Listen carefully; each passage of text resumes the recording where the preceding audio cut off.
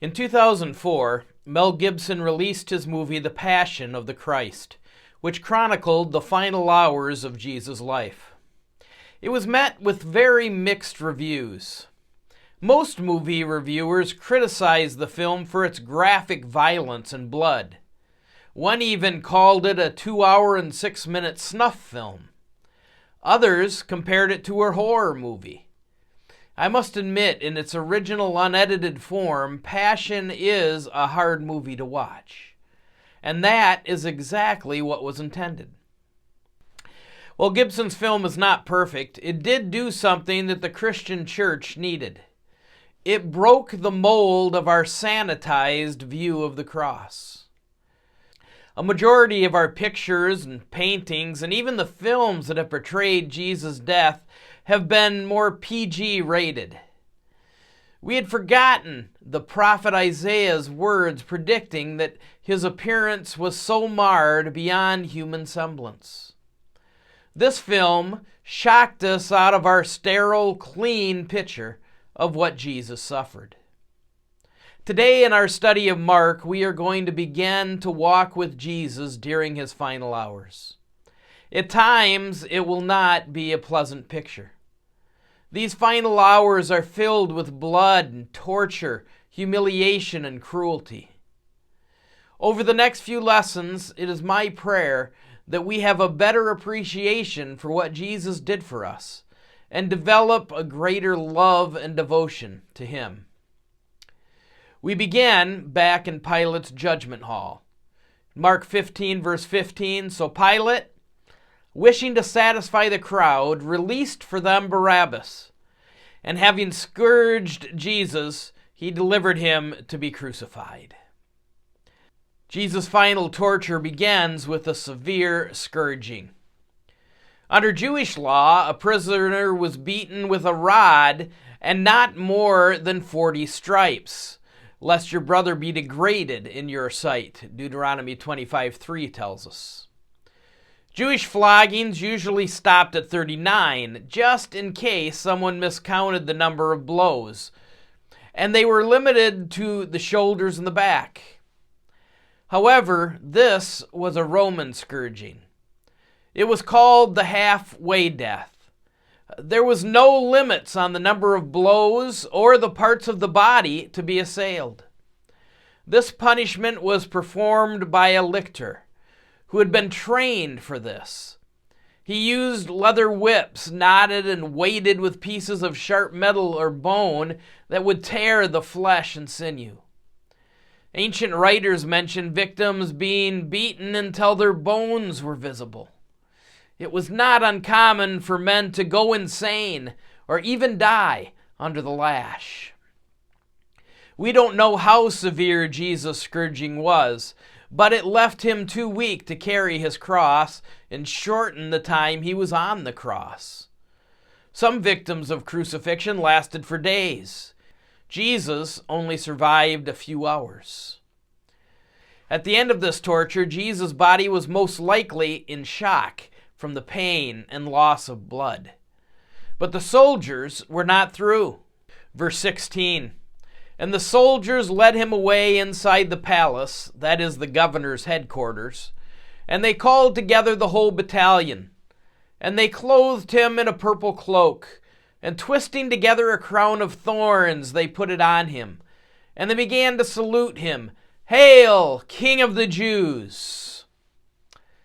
Pilate's residence in Jerusalem was in one of two places, either the palace of Herod in the western part of the city, or the Antonia fortress, situated next to the temple. Opinions are split as to the correct location for Jesus' trial, but it is my opinion that the Antonia fortress is the better choice, since it is here that the garrison of soldiers would be quartered, and Pilate would want immediate access to his troops if an uprising occurred during Passover.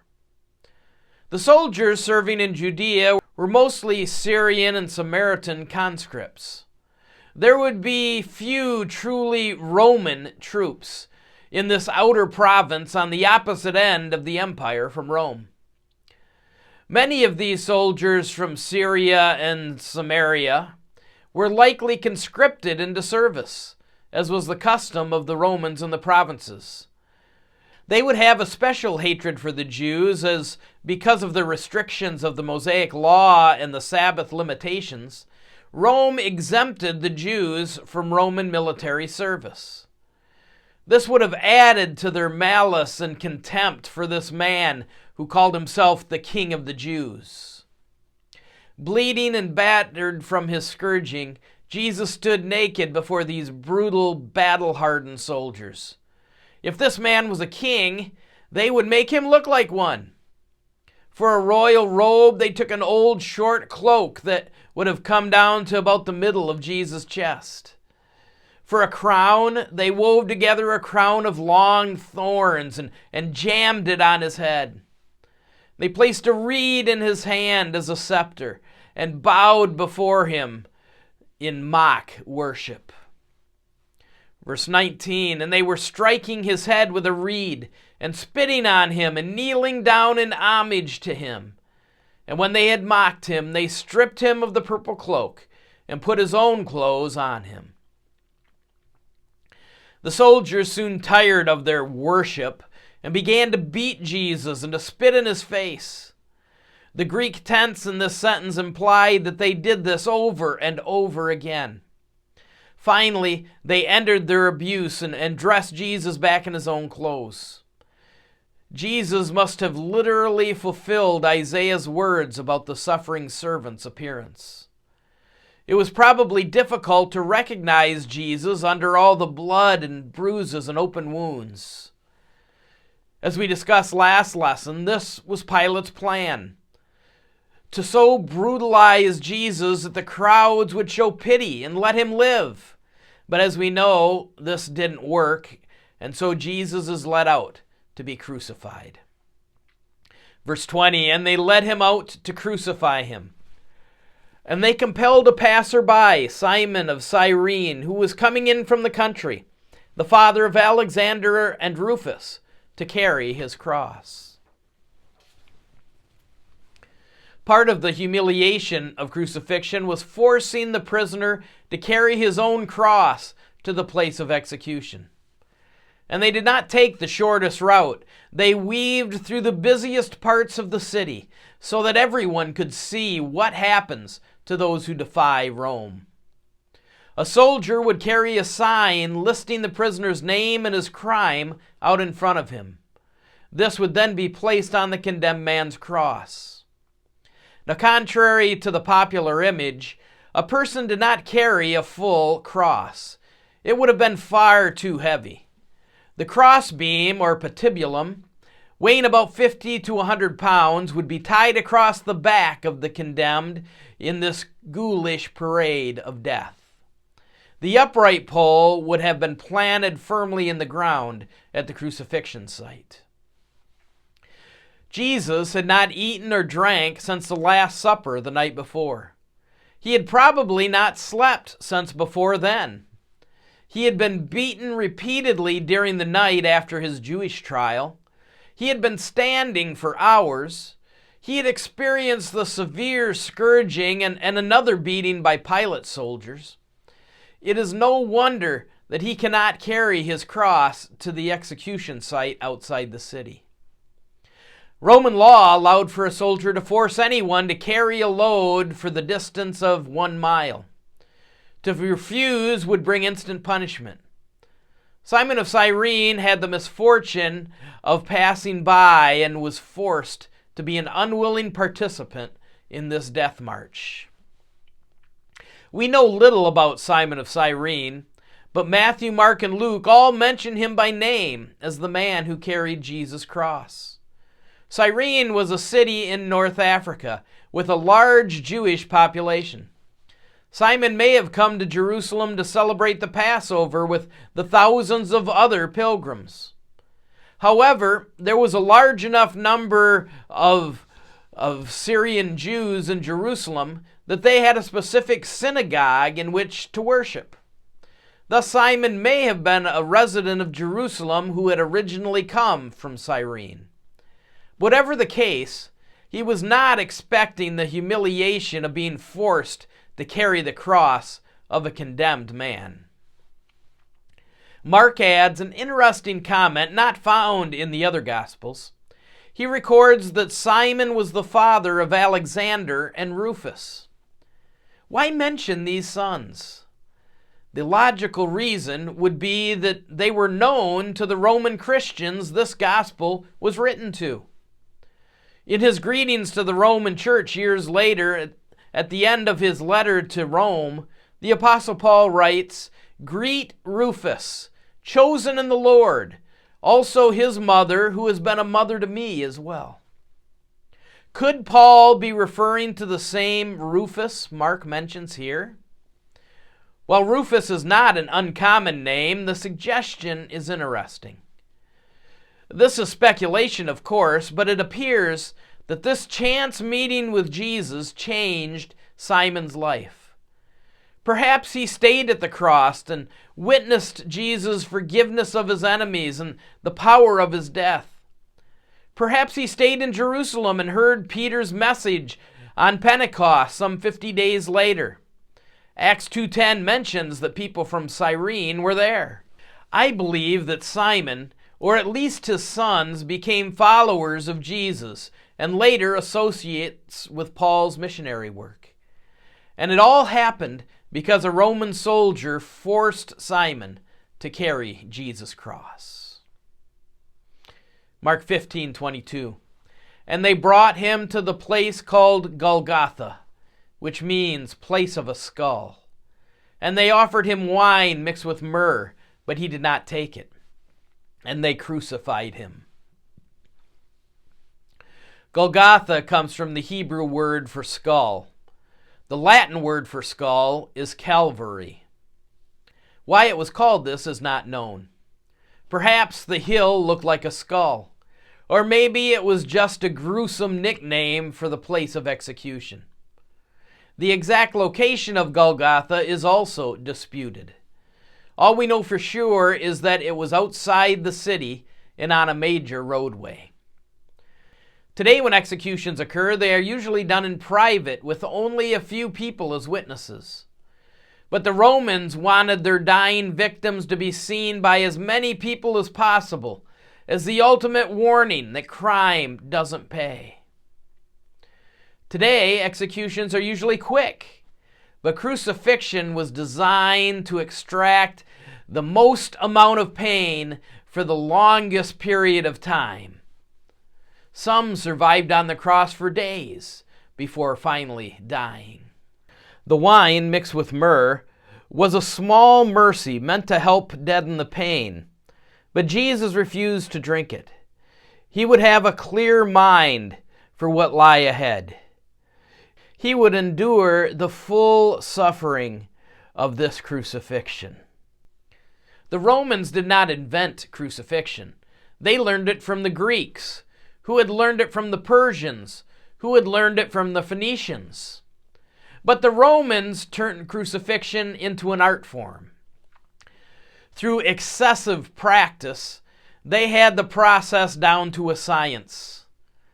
The Gospels do not give us the gruesome details, as Mark's readers would be very familiar with crucifixion.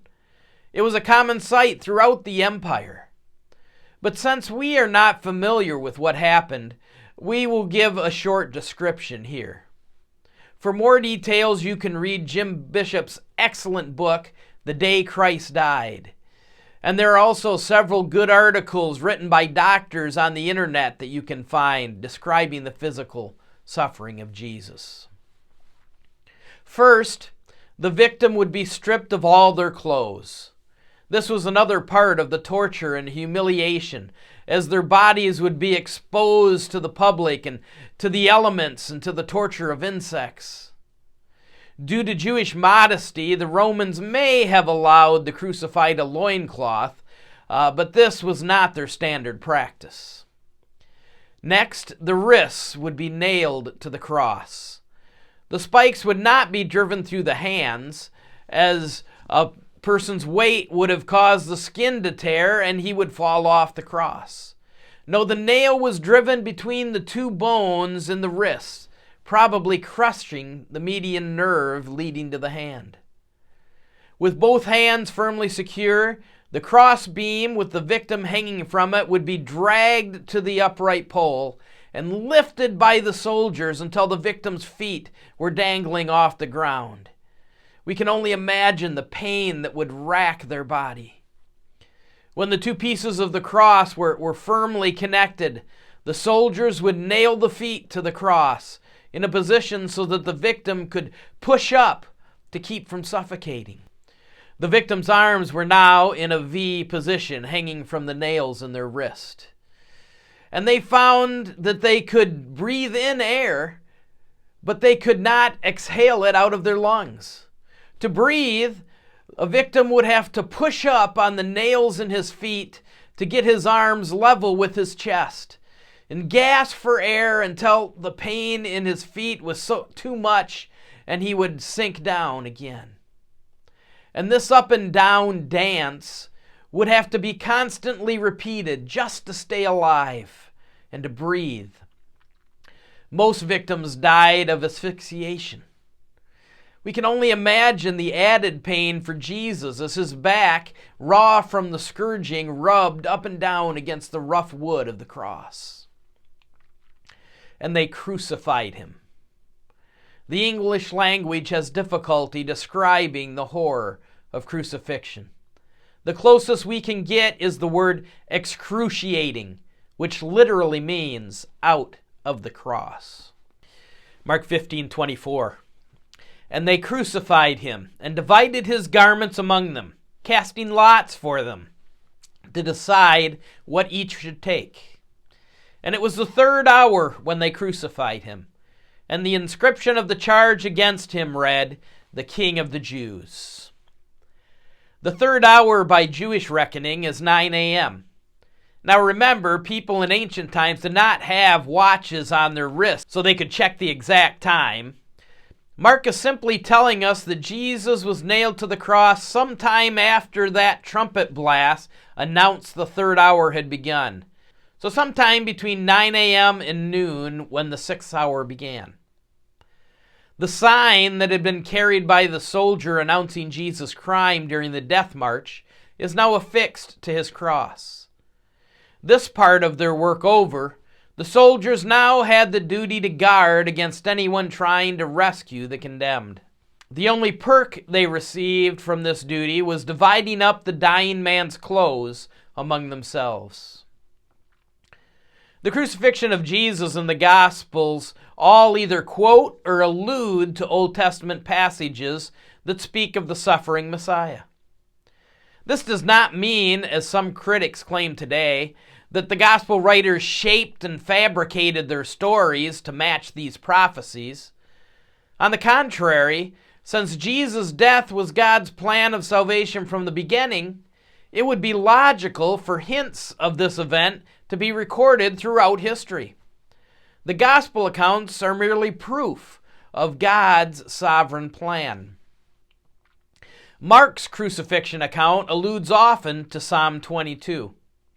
The soldiers' actions here fulfill the words of Psalm 22, 16 through 18. We read, "For dogs encompass me. A company of evildoers encircles me. They have pierced my hands and my feet. I can count all my bones. They stare and gloat over me. They divide my garments among them, and for my clothing they cast lots." Mark next mentions the rebels who were crucified with Jesus. Verse 27, "They crucified 2 rebels with him, one on his right and one on his left." This fulfills the words of Isaiah 53:12. He was numbered with the transgressors.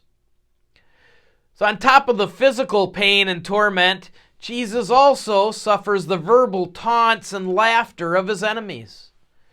Mark 15:29, "And those who passed by derided him, wagging their heads and saying, 'Aha! You who would destroy the temple and rebuild it in 3 days, save yourself and come down from the cross.' So also the chief priests with the scribes mocked him to one another, saying, 'He saved others. He cannot save himself. Let the Christ, the King of Israel, come down now from the cross, that we may see and believe." And those who were crucified with him also reviled him. This mocking also fulfills the words of Psalm 22. We read in verse 6 and 7, "But I am a worm and not a man, scorned by mankind and despised by the people. All who see me mock me. They make mouths at me. They wag their heads. He trusts in the Lord. Let him deliver him. Let him rescue him, for he delights in him."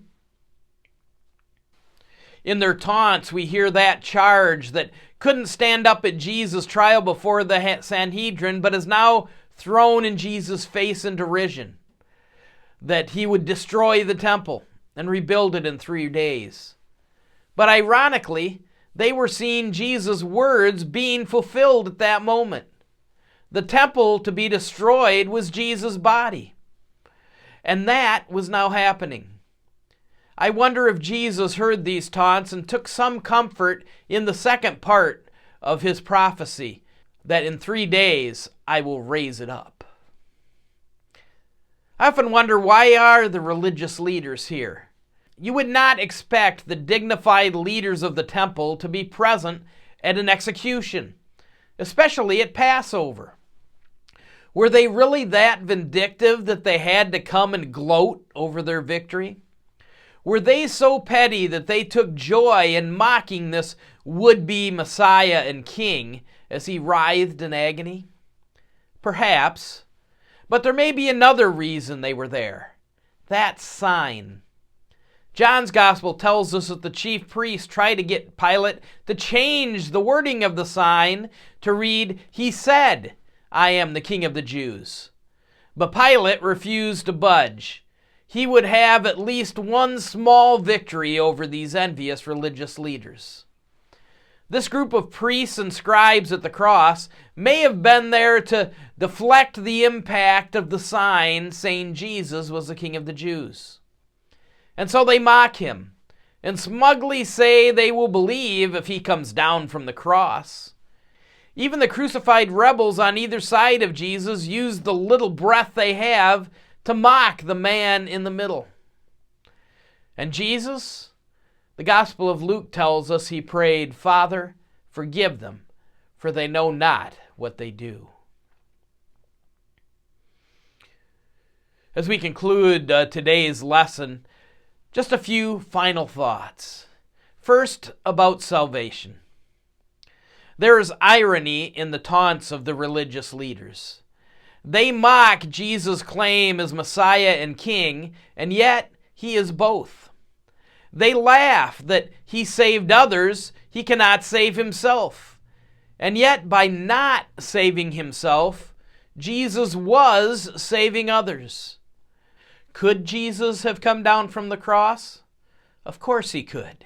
He told Peter the night before that he could call legions of angels to come and rescue him. To save himself would have condemned everyone else to eternal separation from God. And so Jesus did not save himself so that he could save us. And second, the passion of Christ. Why do we go into the details of Jesus' suffering and death when the gospel writers do not? Well, hopefully it gives us a deeper idea of the love of God. The Apostle Paul wrote in Romans 5:8, "But God shows his love for us, in that while we were still sinners, Christ died for us." It wasn't the nails that held Jesus to the cross. It was his love. There's an old Proverbs where a person asked Jesus, "How much do you love me?" And Jesus said, "This much." And he stretched out his arms and died. The love of God for us is so deep and so rich that he sacrificed everything. He suffered everything so that we might be forgiven and have eternal life. If nothing else, may the passion of Christ, who hung on that cross and suffered all the humiliation, all the pain, and even death, who endured the mocking of hateful people, who, as we shall see in our next lesson, went through the spiritual hell of bearing our sins. May this give us a deeper love and a deeper passion for Jesus. It is the least that we can do.